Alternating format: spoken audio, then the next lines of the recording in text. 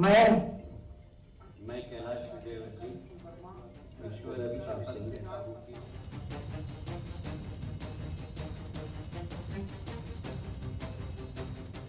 25 दिसंबर के दिन आखिरकार इंतजार की घड़ियां खत्म हुई, जिसे लेकर पिछले 12 दिनों से अटकलों का सिलसिला जारी था।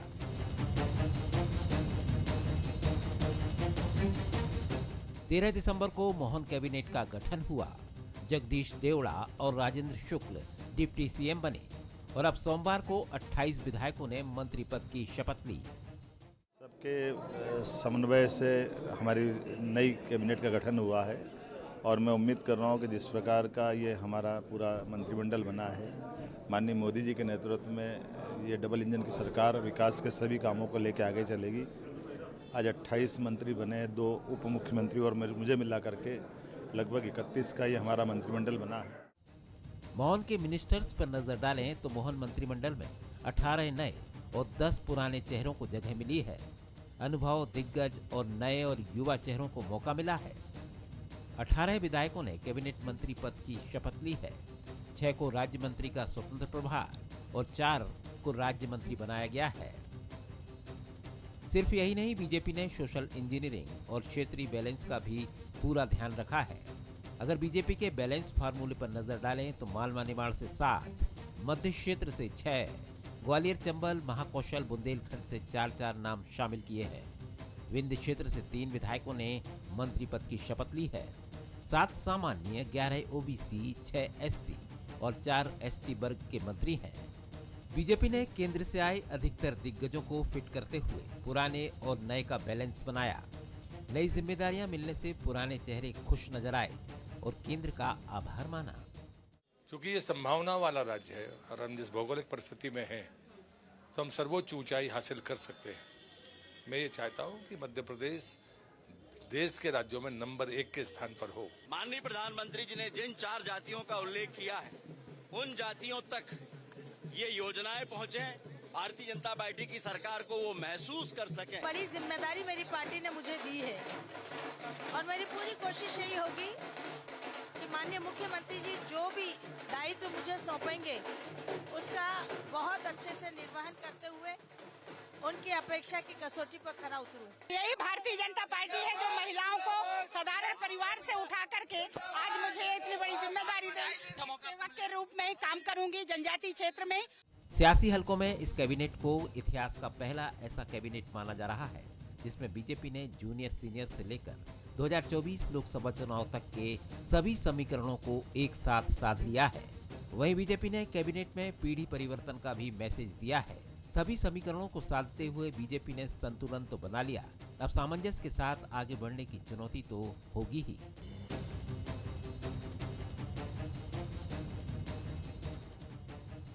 सवाल नंबर 1, कैबिनेट में संतुलन बनाकर बीजेपी क्या मैसेज देना चाहती है? सवाल नंबर 2, सीनियर जूनियर के बीच सामंजस्य चुनौती बनकर उभरेगा? सवाल नंबर 3, दिग्गज और पूर्व मंत्रियों को बीजेपी क्या जिम्मेदारी सौंपेगी? नमस्कार, मैं हूं मनोज सैनी। हमारा आज का मुद्दा है संतुलन ही सर्वोपरि। मोहन मंत्रिमंडल में 28 मंत्रियों की शपथ के साथ ही बीजेपी ने एक बार फिर संतुलन का मैसेज दिया।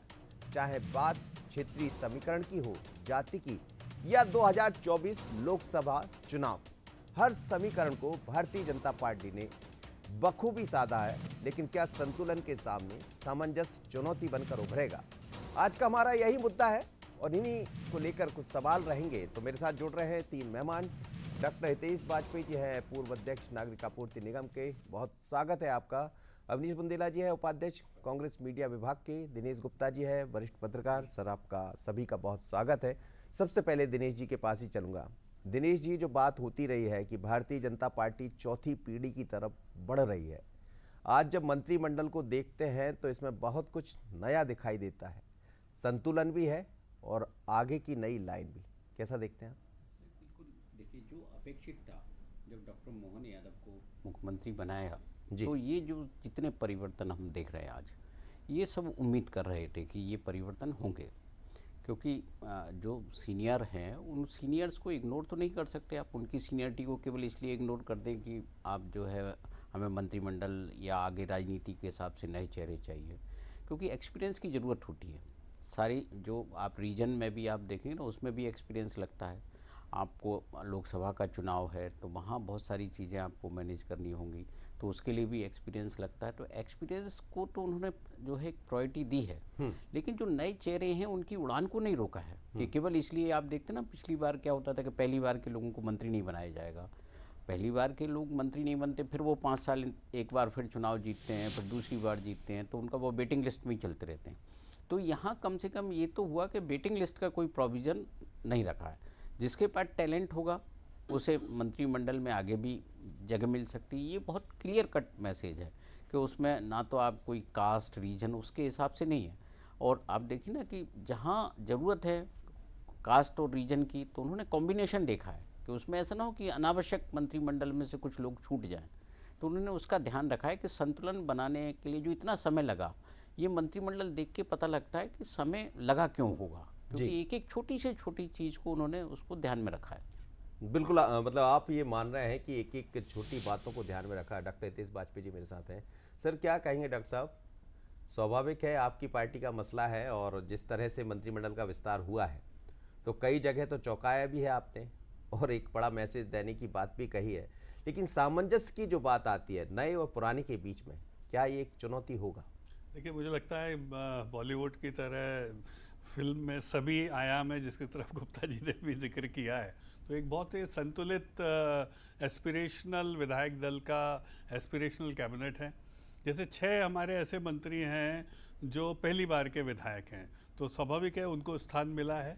लगभग 6 ऐसे हैं जो पहले मंत्री रहे हैं। तो आप देखेंगे कि नए बने हुए और पुराने मंत्रियों में सामंजस्य आप कह सकते हैं। फिर आप देखेंगे सभी वर्गों से लगभग 6 हमारे एससी के हैं, 4 एसटी हैं। ऐसे देखोगे कि आपको सभी वर्गों का प्रतिनिधित्व उसमें मिलेगा। ये भी एक बहुत महत्वपूर्ण विषय है। क्षेत्र का जो गुप्ता जी बता रहे थे कि क्षेत्रीय संतुलन भी पूरी कैबिनेट में इंक्लूडिंग मुख्यमंत्री जी एक रखने का प्रयास किया हुआ है कि cabinet should be reflective of whole Madhya Pradesh. तो मैं नहीं समझता कि उसमें हमारे नंबर कहीं से भी कम होते हैं। तो जिस प्रकार से हमको मैंडेट मिला है उसको हमने करने का प्रयास किया। और अंतिम बात, जो बहुत आपका मूट क्वेश्चन है, तो आपका म्यूट क्वेश्चन यही है कि सामंजस्य की बात आप बार बार कर रहे हैं। तो देखते जाइए, उसमें भी आप 10 में से 10 ही नंबर हमको देंगे। बहुत अच्छे से हमारी सरकार चलेगी। और जैसा मैं पहले भी बोल चुका हूँ, हम इस कैबिनेट से अपेक्षा जो रखते हैं कि यहाँ तक शिवराज जी और शिवराज जी के नेतृत्व में हमने इंफ्रास्ट्रक्चर डेवलपमेंट और काफ़ी चीज़ों में काम किया, वेलफेयर स्कीम्स में खास तौर से। अब हम चाहते हैं कि सर्विस और मैन्युफैक्चरिंग सेक्टर की तरफ बढ़ते हुए हम जो मोदी जी का सपना है, मोदी जी की गारंटी है कि मेरे तीसरे टर्म में हम टॉप 3 इकोनॉमीज़ में देश को लाएंगे, उसमें मध्य प्रदेश का जो हिस्सा होगा, तो इकोनॉमिकली स्ट्रॉन्गर करने में मध्य प्रदेश को सर्विस और मैन्युफैक्चरिंग सेक्टर में बहुत काम की ज़रूरत है, जो हम इस कैबिनेट से अपेक्षा रखते हैं। बिल्कुल। अवनीश बुंदेला जी, 10 में से 10 नंबर की बात डॉक्टर वाजपेयी साहब कर रहे हैं, आप कितने नंबर देंगे? हालांकि मैं ये नहीं कहूँगा चूंकि आप कांग्रेस को देखते हैं, लेकिन फिर भी एक अच्छी बात क्या होता है जी, बुंदेला साहब यदि कम नंबर देंगे ना तो हमारे लिए अच्छा है। चलिए अवनीश जी, आपकी नहीं, प्रतिक्रिया। मैं बड़े विनम्रता पूर्वक डॉक्टर साहब, आज मैंने कहा, देखिए आज जो मंत्री बने हैं सारे, पहली बात तो सबको मैं बहुत बहुत शुभकामनाएं देता हूँ, बधाई देता हूँ, क्योंकि उसमें कुछ ऐसे लोग भी हैं डॉक्टर साहब जो हमारी मीडिया टीम से निकले हैं। ठीक है, खुशी की बात है जब कोई अपने बीच का मंत्री बनता है, विधायक बनता है, कोई भी दल हो। तो सबसे पहले तो मैं बधाई दूंगा और मैं उनको शुभकामनाएं देता हूं कि जो उन्होंने शपथ ली है, जो कमिटमेंट के साथ उन्होंने चुनाव लड़ा है, आज अगर उनको उनकी पार्टी ने मौका दिया, मंत्री बनाया है, तो मुझे लगता है अब वो कमिटमेंट लेवल से उनकी विधानसभा का नहीं रहेगा, उनको पूरे प्रदेश का भी उनको कमिटमेंट फुलफिल करना पड़ेगा। पहली चीज़, मंत्रिमंडल जो होता है हमेशा मुख्यमंत्री का एक विशेष अधिकार होता है, तो मोहन यादव जी का विशेष अधिकार है। उन्होंने ऊपर से बात करके, केंद्रीय नेतृत्व से कोऑर्डिनेशन करके अपना मंत्रिमंडल बनाया है। तो मैं डॉक्टर साहब आज अभी कम से कम पहले स्टैंजा में मैं नहीं चाहता कि अपन कोई नेगेटिव बात करें। मैं तो ये कहता हूँ साहब कि जो मंत्री बने हैं आज से कितना, उनका दैट टाइम स्टार्ट नाउ, मतलब कल से जो है, देखिए हम विपक्ष में हैं मनोज जी, जी, तो कम से कम देखिए हमें तो एक अच्छे स्वस्थ लोकतंत्र की तरह हमें तो देखिए कमी निकालना है, और मुझे लगता है जब तक हम कमी नहीं निकालें, वो दुआ भी है निंदकनीय रे राखिए, तो कल से निकालोगे तो आप? मुझे ऐसा लगता है कि जब तक कमी आप नहीं निकालोगे जी। तो एक अच्छा स्वस्थ लोकतंत्र नहीं है वो। आप मतलब हम तो अच्छे काम के लिए आपको प्रेरित करेंगे, आपको मोटिवेट करेंगे, जिससे आपने जो वादे किए हैं, आपका जो संकल्प पत्र है, आपने धान और गेहूं की जो फसल की जो MSP की बात की है, आपने लाडली की बात की, 3000 की, हम प्रयास करेंगे कि आप उनको पूरा करें, और उसमें अगर विपक्ष का कहीं कोई सहयोग लगे तो हम आपके साथ हैं। लेकिन हाँ, आज आपका दिन है, तो मैं जो कैबिनेट मंत्री, जो राज्य मंत्री, स्वतंत्र प्रभार जो भी बने, उनको मैं बधाई दूंगा।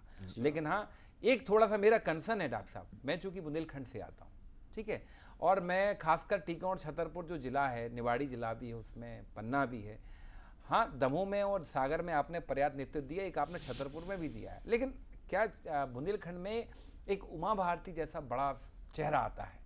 तो अगर आप देखें जो मंत्री, जैसे आपने छतरपुर से, इनको बहुत पहली बार के विधायक हैं हेरवार साहब, लेकिन ये देखना दिलचस्प होगा कि वो उस शैडो में रह के, या उनके प्रयास, उनके कहते हैं ना प्रेशर में कहें, या उनके नीचे वो कैसे काम कर पाएंगे। वो चांस हमने सर उज्जैन को दिया, मुख्यमंत्री नहीं, मैं उज्जैन वही से कह रहा आए। हूँ, ये जैसे मैंने एक डॉक्टर साहब बुंदेलखंड की बात कही, ये आपके साथ चुनौती सागर में भी है, ये आपके साथ 20 साल चुनौती से जबलपुर में भी 20 है। साल से उज्जैन के लोग भी चाह रहे हैं। अब जैसे आप ये देखें, मालवा मालवा के की लोग बात चाह करें, कैलाश विजयवर्गीय जी एक ऐसा वरिष्ठ नाम है राजनीति का, भाजपा की राजनीति का। मुझे लगता है कि जब वो अपनी आधी पारी खेल चुके होंगे, शायद तब मोहन यादव जी ने अपनी राजनीति शुरू की हो।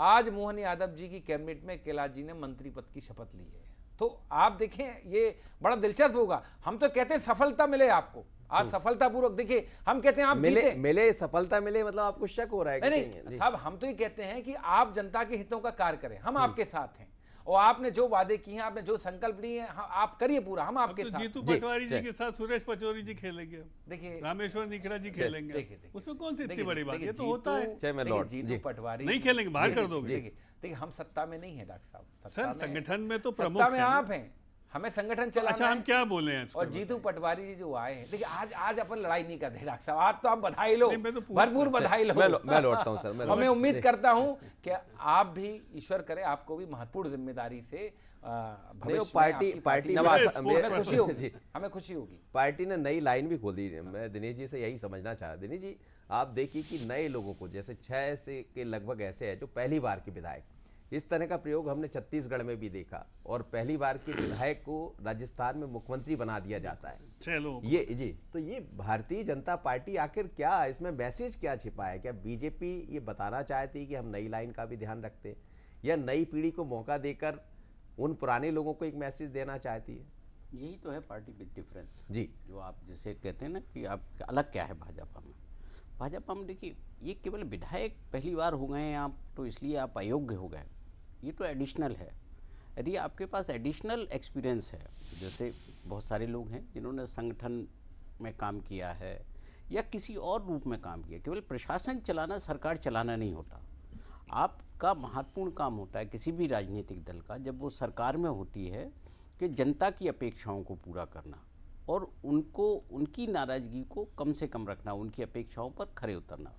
तो जो लोग समझते हैं कि जनता क्या चाहती है, या जिसके कैसे कहते हैं कि लोगों की नब्ज पर हाथ है जिनका, यदि ऐसे लोगों को स्थान मिलता है तो पार्टी वही करती है। आप अभी से नहीं, आप देखिए कि एक लंबा वक्त है जिसमें हम कहते हैं कि शिवराज सिंह चौहान जी का जो दौर था, एक लंबा दौर था, जिसके कारण हमें परिवर्तन दिखा नहीं, क्योंकि वो एक सफलता दर सफलता और फिर जो परिस्थितियां हैं उसके अनुसार चीज़ें चल रही थी।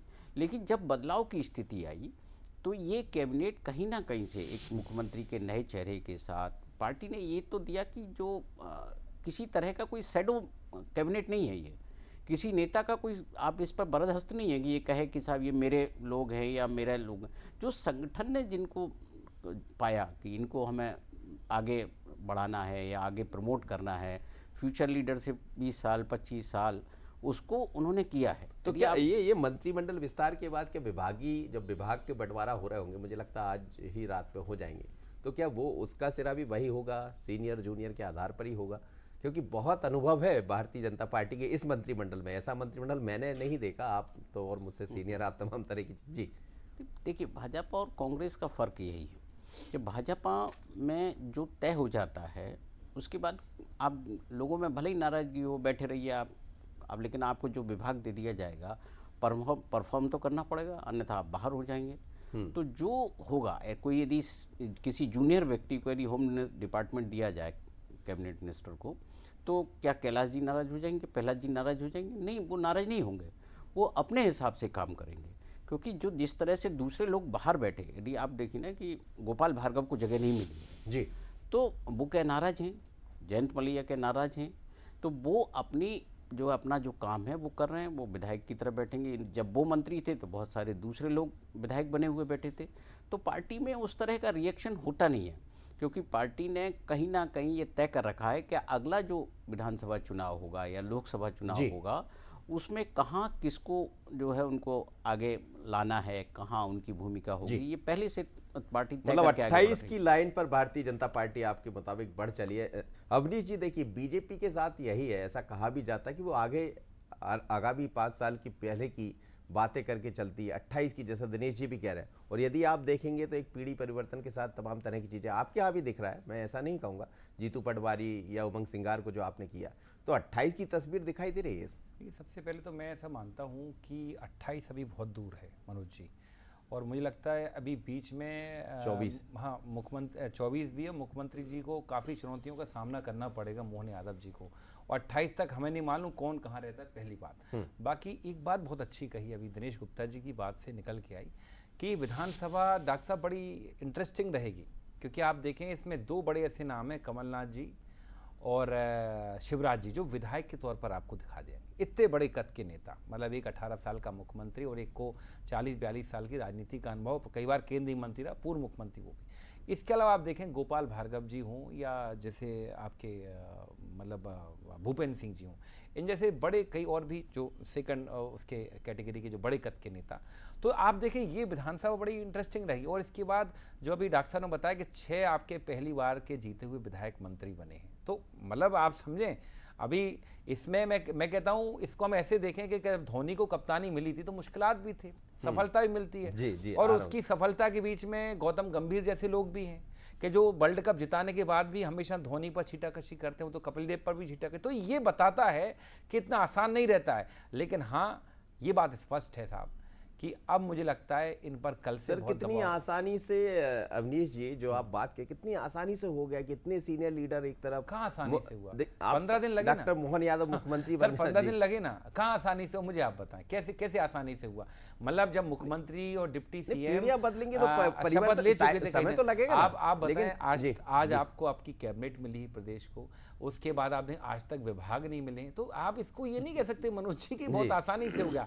और कई बार इसके लिए दिल्ली की दौड़ें लगी हैं, लेकिन ठीक है, अंत भला तो सब भला। हम तो कह रहे हैं कैबिनेट मिल गई है, प्रदेश को मिल गई, जनता को मिल गई है, और कल से एक दौड़ना शुरू करें, काम करके। और सबसे बड़ी बात एक मेरा कंसर्न और था, आदिवासियों पर जिस तरह से अत्याचार हुए मध्य प्रदेश में पिछले कई सालों में, मुझे लगता है आदिवासियों को नेतृत्व तोड़ दिया जाना चाहिए था। ये मेरा कंसर्न है कि 4 मंत्री हैं, थोड़े और बढ़ा देते अच्छा रहता। एसटी जी डॉक्टर साहब, मैं आपको एक बड़ी इंटरेस्टिंग न्यूज़ देता हूँ कि ये जितनी चिंता कमलनाथ जी की कर रहे हैं आप, मतलब समझ लो, इसका मतलब कमलनाथ जी छिंदवाड़ा में उपचुनाव कराएंगे, वो नहीं आएंगे विधानसभा में। इसकी बड़ी संभावनाएं मैं देख रहा हूँ, क्योंकि वो ना जीतू के साथ चल पाएंगे, ना उमंग सिंगार के साथ चल पाएंगे। जो सामंजस्य का प्रश्न है मनोज जी, वो बड़ा प्रश्न है।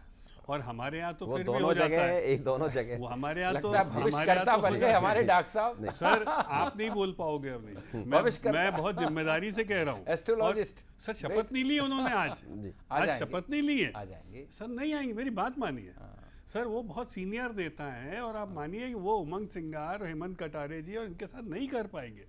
और दिनेश जी और उस पर प्रकाश डाल सकते हैं, हम उनके स्वभाव को जानते हैं, बहुत सीजन लीडर हैं, तो वो एक राष्ट्रीय अध्यक्षी मटेरियल है। और स्वाभाविक है कि वो अब इस पटल पे तो नहीं आएंगे। हाँ, वो प्रियानाथ जी को उपचुनाव लड़वा के हो सकता है कि एक प्रयास करेंगे कि उनकी बहू उनकी लिगेसी को आगे बढ़ाए, क्योंकि उनका एक पारिवारिक माहौल रहता है, सब परिवार के ही माना जाता है। तो इसीलिए मेरा यक्ष प्रश्न आज भी खड़ा है कि कमलनाथ जी की जो दिशा बोध में समझ रहा हूँ, पूत के पाँव पालने में, कि शपथ ना लेकर विधानसभा की, जबकि हमारी कैबिनेट भी हो गई, मुख्यमंत्री भी हो गए, विभाग भी बढ़ जाएगा, सब हो जाएगा, लेकिन भाई साहब तो शपथ ही नहीं ले रहे। तो ये बड़ा विषय है जो इस दिशा की ओर जाता है। तो एक टर्बुलेंस कांग्रेस के अंदर और वेट कर रहा है, जिसके दो किरदार होंगे, एक माननीय दिग्विजय सिंह जी और एक माननीय कमलनाथ जी। अभी इसका सामना करने की तैयारी। सर आपके यहाँ कुछ ऐसा सामना नहीं होगा? आपके यहाँ भी किरदार तो बहुत सारे बदल सर, हम गए। कैडर बेस्ड हैं भाई, भारतीय जनता पार्टी। आप भी, हम कैडर बेस्ड हैं, गुप्ता जी ने भी इस चीज़ को बताया। हमारे यहाँ कैडर बेस्ड है, हमारे यहाँ तो निर्णय ऊपर से ही आते हैं साहब। वो लीडर बेस्ड है, तो लीडर बेस में समस्या ज्यादा होती है सामंजस्य की। कैडर बेस में तो सब जो दायित्व दिया जाता है उसका हम पालन सिंधिया जी के आने के बाद कहाँ कैडर बचा है? नहीं, आप बोलिए। मैं वही निवेदन करता डॉक्टर साहब। चलो अच्छा, अपन ऐसा पकड़ लेते हैं। मैं मान लिया मैंने। डॉक्टर साहब आज बहस नहीं करेंगे हम। नहीं, मैं तो डॉक्टर साहब, मैं तो आज आपको बधाई दे रहा हूँ। आपने प्रश्न रखा, मैं आप दोनों सुधीजन पत्रकारों के सामने रखता हूँ। पूरे दिन भर क्या ये विषय रहा गुप्ता साहब? नहीं, एक मेरा केवल 6 मंत्री पूर्व के हैं जिन्होंने ज्वाइन किया। मेरा इतना ही कंसर्न था, और 6 ही नए विधायकों ने ज्वाइन किया कि कम से कम आदिवासी वर्ग सर, आप को और समझो, भी ज्यादा संकेत तो समझो, लीडरशिप मिलना चाहिए थी। सिर्फ चार मंत्री। पहले कमलनाथ जी को आप पटल पर तो ले आओ। आप उनके वोट बैंक के आधार पर देख लें तो मुझे लगता है थोड़ा सा। आप विषयांतर कर रहे हो, क्योंकि आपको लग रहा है कि कमलनाथ जी वाकई नहीं आ रहे हैं, तो क्यों डिबेट को उधर लेके जाए? आप हमारी चिंता कर रहे हो, वहाँ आपके नेता ज्वाइन ही नहीं कर रहे हैं। ये बता दीजिए कब तक बाकी चीजें, और क्या आज ही सब नहीं, कुछ? वो तो जल्दी। देखिए मनोज जी, इनके ट्रैप में मत आइए। नहीं, मैं नहीं, मैं तो ये क्यों जो आप सोचिए ना। अच्छा चलो, आज मैं तो दर्शक के लिए पूछ रहा हूं। चलो, कल के लिए मैं एक टॉपिक दे रहा हूं। ऐसे कौन से लोग हैं जिन्होंने विधानसभा की सदस्यता तक नहीं ली और सत्र हो चुका है? जी, बताइए, ये विषय नहीं आएगा क्या पत्रकारिता की? आएगा। चलिए, मुझे बता दीजिए कि इतने बड़े नेता, कमलनाथ जी के कद के नेता ऐसे कौन से रहे किसी भी दल में जिन्होंने सदस्यता ही नहीं ली इतने दिनों तक?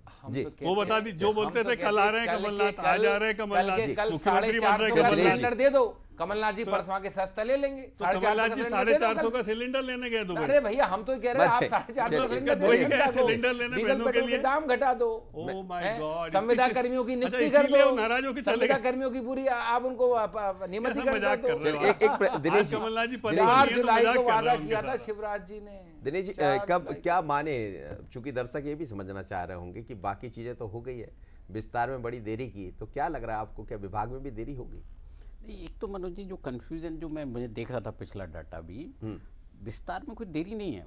शिवराज जी का भी आप देखो ना, कब हुआ था? 23 दिसंबर को ही हुआ था। बल्कि 5 मंत्री बनने के बाद तो बहुत ही लंबा समय लगा। बहुत लंबा था। देखिए, तो हमें लगता है कि समय ज़्यादा है, हम ज़्यादा जल्दी में होते हैं, लेकिन राजनीति में फैसले बहुत मुश्किल होते हैं कई बार, क्योंकि यदि जल्दीबाजी में राजनीति की जाए तो घातक तो होती है ना। यदि आप देखिए ना कि ज्योतिरादित्य सिंधिया जिसका जिक्र अभी कर रहे थे, यदि प्रभुराम चौधरी को लेकर उन्होंने कुछ नहीं बोला, ब्रजेंद्र यादव को लेकर कुछ नहीं बोला, तो कहीं ना कहीं पार्टी में ये सहमति है, पार्टी में सब एक राय हैं कि उन्हें भविष्य के लिए उनका खुद का भविष्य, नेताओं का, देखिए आप पार्टी का तो ठीक है, जो होगा सो होगा। कांग्रेस में तो क्या होता है कि नेता अपने ही भविष्य दांव पे लगा देते हैं। यदि सरकार नहीं आई है तो किसका भविष्य दांव पे लगा? उसी लेगेसी का लगा जिसकी हम बात करते हैं। तो ये जो फर्क है उसमें विचार मंथन चलता है, उसमें जिद नहीं चलती। मंत्रिमंडल जैसी चीज़ों में कोई भी यदि नियुक्तियां होना है, बहुत सारे लोगों को साधना पड़ता है, बहुत सारी चीज़ों को देखना पड़ता है, तो इससे कोई बहुत ज़्यादा फर्क नहीं पड़ना है कि विभाग आप कब दे रहे, कितनी देरी में देंगे। मुझे लगता है कि ये भी तय कर लिया होगा, जो मैं हमेशा से कह रहा था कि आप छत्तीसगढ़ देखिए पहले। पहले बता रही 14 जनवरी को शायद उज्जैन में करेंगे, ये संभावना है इस बात की जी, क्योंकि छत्तीसगढ़ में उन्होंने मंत्रिमंडल पहले बनाया, फिर विभाग की बारी आएगी, मध्य प्रदेश में बना दिया, तो ये बारी बारी से पार्टी चल रही है। अभी लोकसभा में भी जीते सारे नेता, अब वो इसके बाद ये राज्यों पर लगे हो, फिर इसके बाद 22 जनवरी की जो तैयारी होगी उसके बाद चुनाव। चलिए सर, आगामी दिनों में और क्या दिखाई देगा? तैयारियां तो ये भी है कि महाकाल की नगरी में पहली कैबिनेट हो जाए, ऐसी खबरें भी आ रही है।